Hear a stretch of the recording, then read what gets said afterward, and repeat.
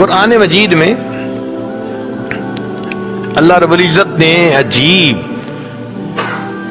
قرآن مجید کا ذرا ایک نقطہ سنیے کہ جو شخص اللہ پہ یقین کرتا ہے، جو سبب ذلت کا ہوتا ہے اللہ اسی کو عزت کا سبب بناتے ہیں، جو سبب ناکامی کا ہوتا ہے اللہ اسی کو کامیابی کا سبب بناتے ہیں، اسی کو سبب بناتے ہیں۔ اب اس کی مثالیں قرآن عظیم الشان میں سے دیکھیے کہ حضرت موسیٰ علیہ السلام کی والدہ اپنے بیٹے کو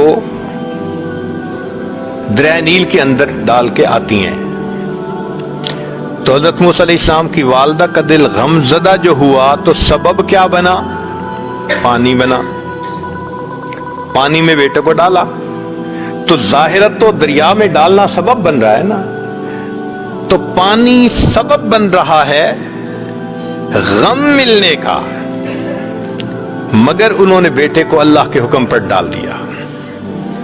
پھر ذرا غور کیجئے کہ بنی اسرائیل کو اللہ نے نجات دی فرعون سے، چاہتے تو جیسے قارون کو زمین میں دفن کیا تھا فرعون کو بھی دفن کر دیتے، چاہتے تو فرعون کو ویسے ہی موت آ جاتی، مگر نہیں، اللہ تعالیٰ نے فرعون کے ساتھ کیا کیا؟ فرعون کو پانی میں ڈبو کے مارا۔ کیسے موت آئی؟ پانی میں ڈوب کے مرا۔ کیوں؟ کہ میری ایک بندی نے میرے اوپر یقین کر کے بیٹے کو پانی میں ڈالا تھا، آج اس کا دل غمزدہ ہو رہا ہے۔ موسیٰ علیہ السلام کی والدہ، ایک وقت آئے گا میں اسی دریا کے پانی کو تیرے لیے خوشی کا سبب بنا دوں گا۔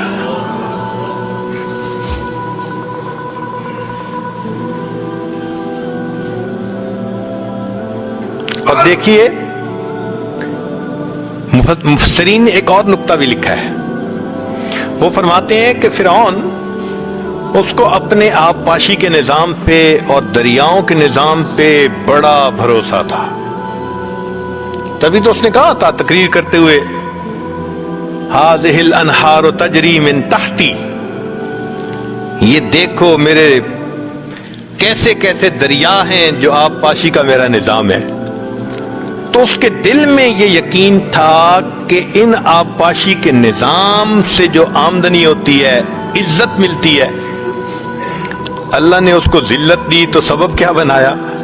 اسی دریا کو بنایا جس کے بارے میں وہ کہتا تھا کہ یہ میرے تحت چلتی ہیں، وہ تحت چلنے والے دریا میں ہی اس کو ڈبو کے دکھا دیا۔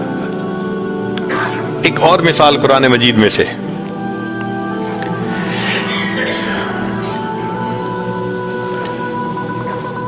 جب یوسف علیہ السلام کے بھائیوں نے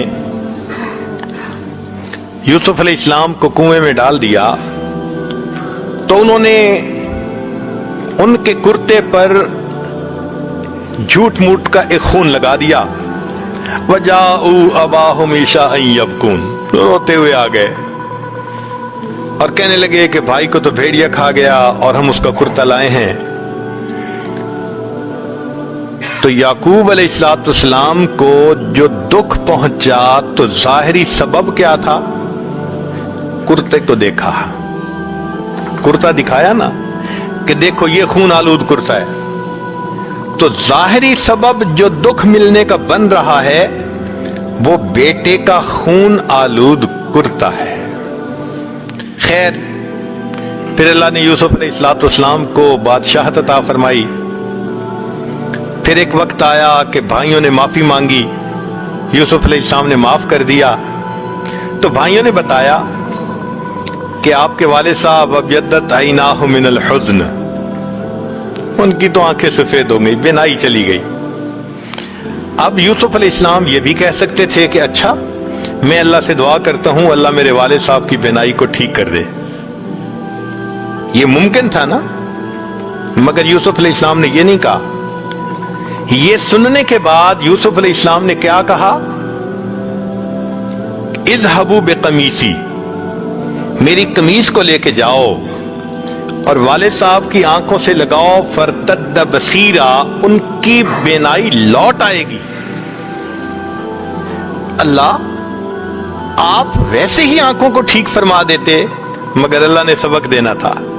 اے میرے یعقوب علیہ السلام، آپ کو غم ملا تھا بیٹے کے خون آلود کرتے کو دیکھ کر، اب انہی کا کرتا آ رہا ہے، آنکھوں سے لگائیں گے، بینائی لوٹے گی، پھر بیٹا دوبارہ مل جائے گا۔